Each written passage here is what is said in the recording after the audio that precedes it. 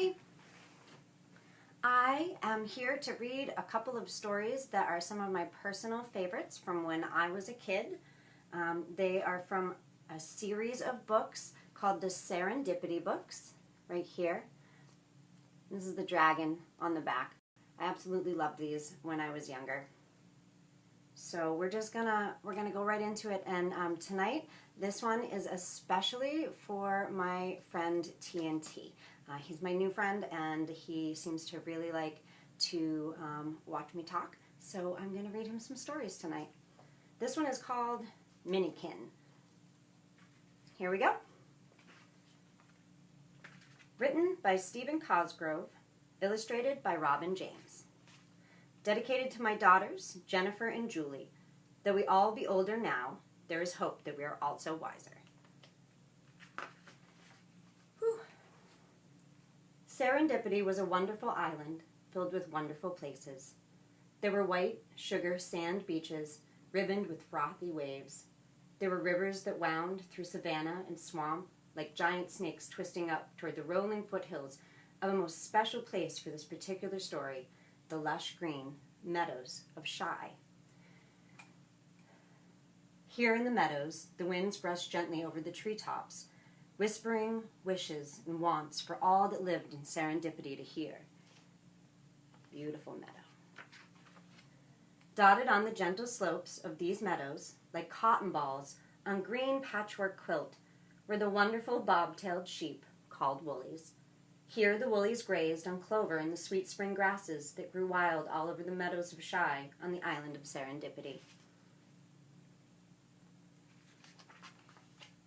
Every year, just after winter packed its tired, cold winds and thick, rain-soaked clouds and moved away, there came the spring, with the delight of baggage, the warmth of the sun, longer days and shorter nights.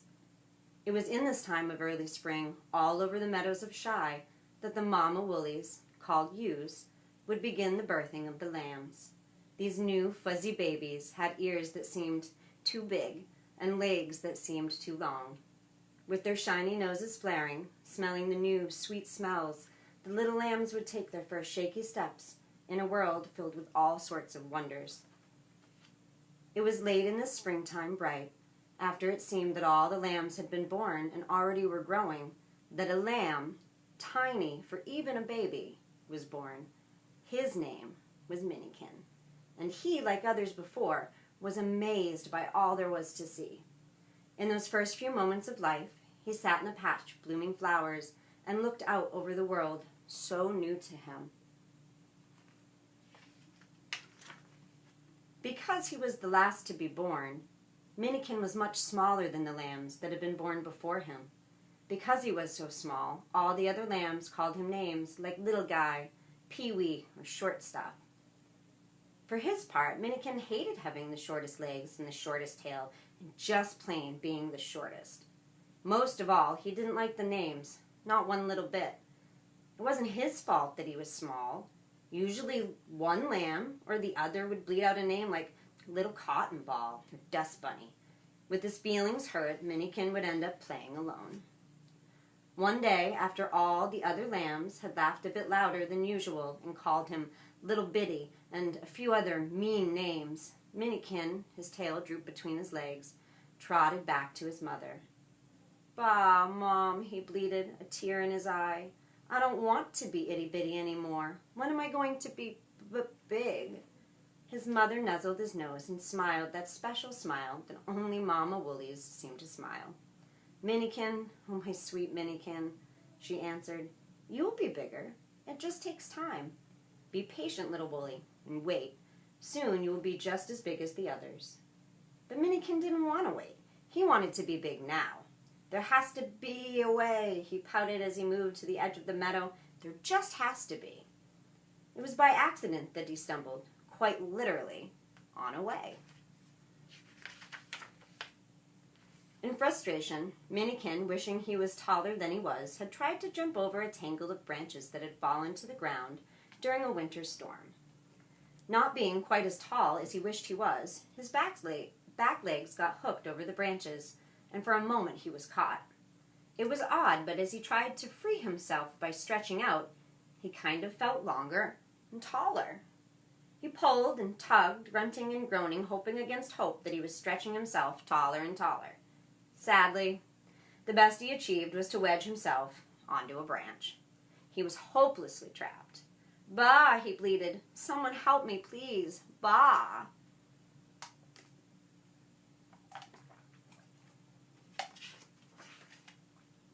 If it could get worse, it did, for it was the older lambs that heard his bleats for help, and help they did. As they pushed and lifted him off the branch, they laughed and again called him names. "Hey, what's the matter, Shrimp?" one of them teased. "Trying to build yourself some stilts out of the sticks?" "Little bitty minikin," another bleated. If he wasn't so short, he would have been able to step over the branches instead of trying to crawl through them. With the little lamb freed, the rest of the young herd trotted off, leaving Minikin sobbing to himself. "This is so bad. I hate being short. There has to be a way to be taller, faster." And a way there was, but not quite the way that you would think. A few days later, after a spring downpour that drenched the meadow with heavy rain, Minikin found himself standing in mud, and he munched some tender green grasses that were growing there. The mud was very sticky and, of course, stuck fast to the bottoms of cloven hooves. He walked about feeling just a bit taller than he was just a moment before. He thought with a smile.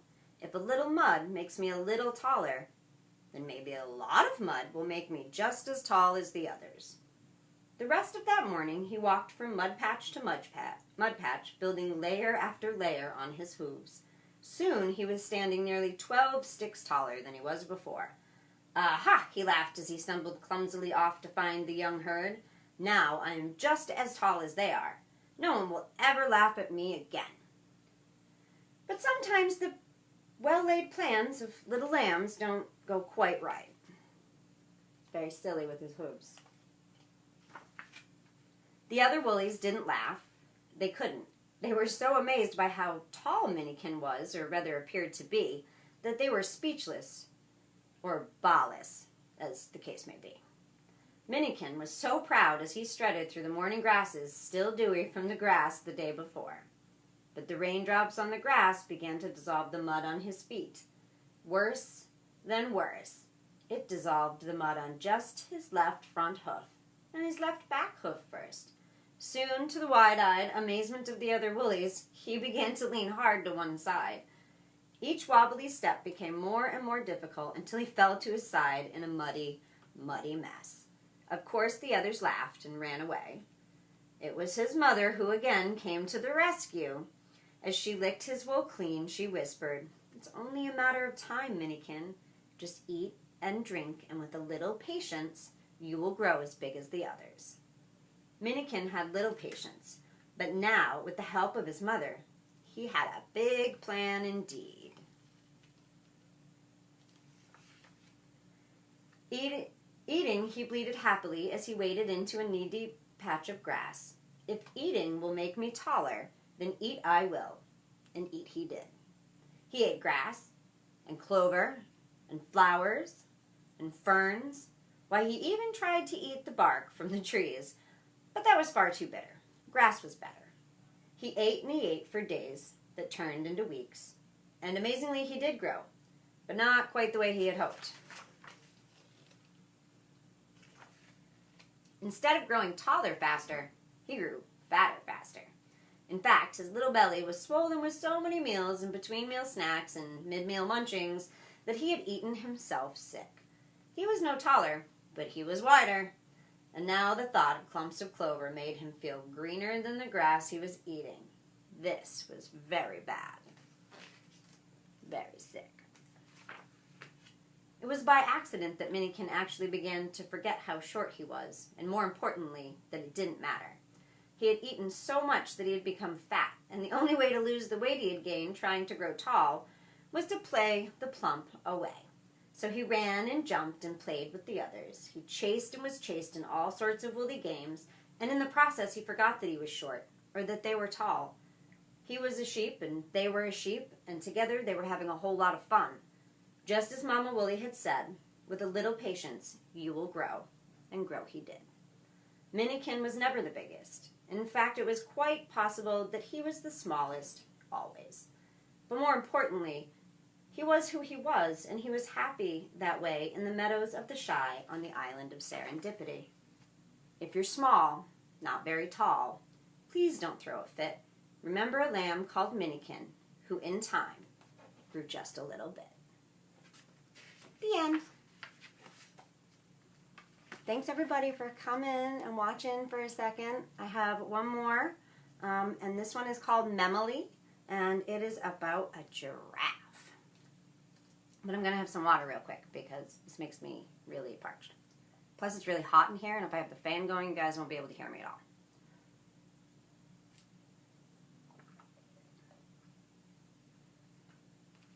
This one is another great lesson about being proud of exactly who you are. Memily, written by Stephen Cosgrove, illustrated by Robin James, a Serendipity book. Dedicated to the one and only Emily, pronounced Memily, one of a kind in a land of duplication. There was a land, a marvelous green, sweet-smelling land, called the Jasmine Jungle. A land brimming with all the mystery of life, and filled with the raucous sounds of all the creatures who lived within. It was here that baby leopards leapt. It was here that elephants of all sizes spritzed and sprayed the jungle with a fine watery mist, causing rainbows to dance from sunbeam to sunbeam. This was the magical Jasmine Jungle. Let's see if I can get that closer. In the middle of this land was a meadow, and in this fragrant meadow, a small, knobby-kneed giraffe named Memily was born.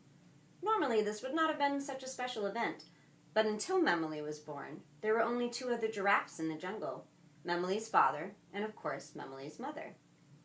All of the other creatures of the jungle gathered around and oohed and awed at the newborn baby.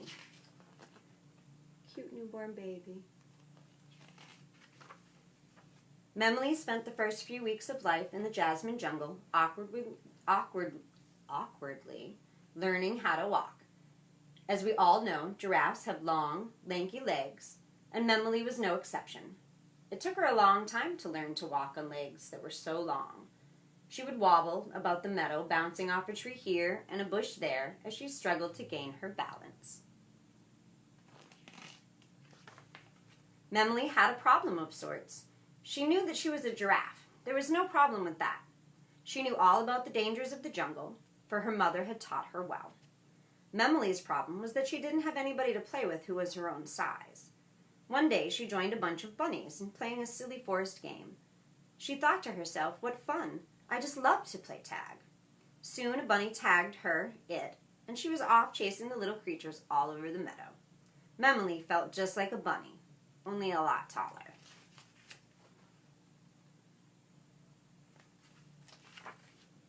The game started innocently, then ended in disaster.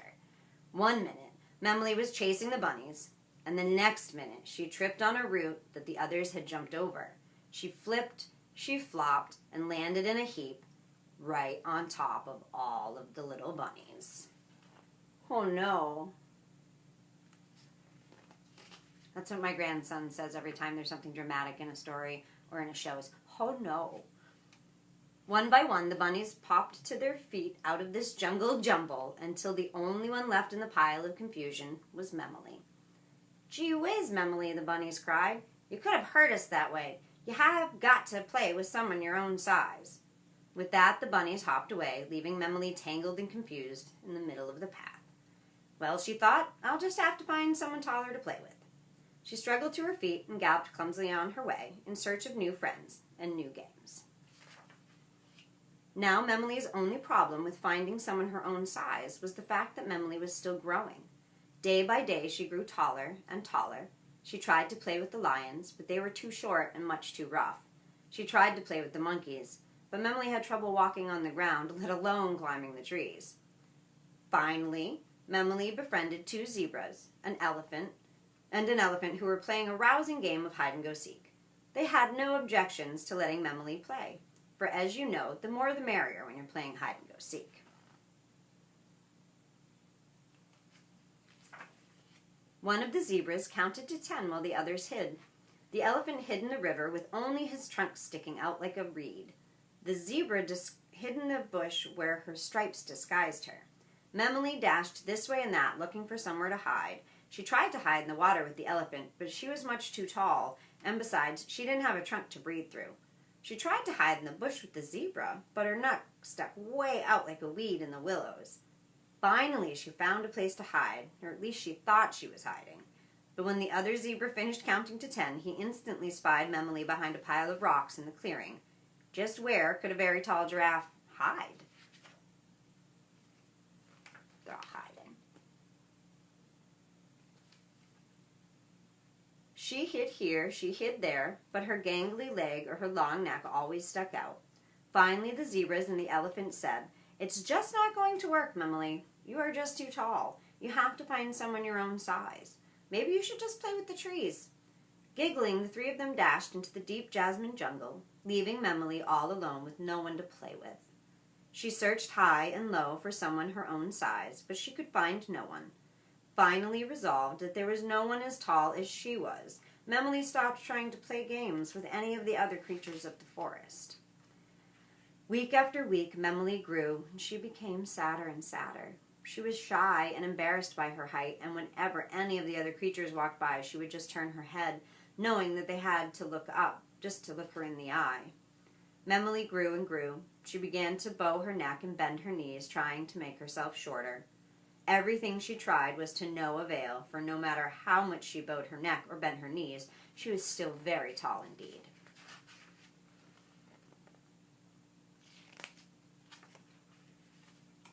Memily was so embarrassed about being tall that she began spending all of her days hiding amidst the trees that grew at the edge of the jasmine jungle. She would stand for hours munching on sweet leaves and twitching her ears so that the birds wouldn't build a nest on her head. But the birds would come anyway, twittering and giggling, and while standing on Memily's head, they would bend over, look her in the eye, and sing a silly song. "Who can you see, taller than a tree? It's Memily, it's Memily." Memily would shake her head, and the birds would flutter away laughing. Ooh, the birds. One day, as Memily was rustling through the uppermost branches of a very tall tree, she was shocked nearly out of her wits by the appearance of another head looking back at her from another tree. She looked once, she looked twice, and sure enough, there was another giraffe just as tall as she. "Hello there," she said shyly. "Do you have to hide in the trees too?" The other giraffe laughed and walked over to Memily's tree in a graceful swaying motion. "No," he said in a gentle rumble, "I'm not hiding in the tree. I'm eating the sweet leaves that only grow at the very top. My name is Herschel. Who are you?"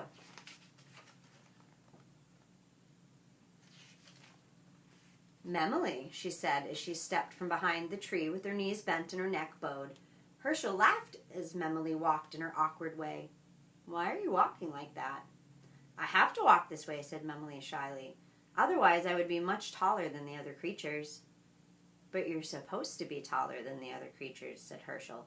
"It is the way of nature. Some creatures are tall, some are small, but all have their place in the jasmine jungle." With the passage of time, Herschel taught Memily that being tall is not bad, and that in nature all creatures are special in their own way.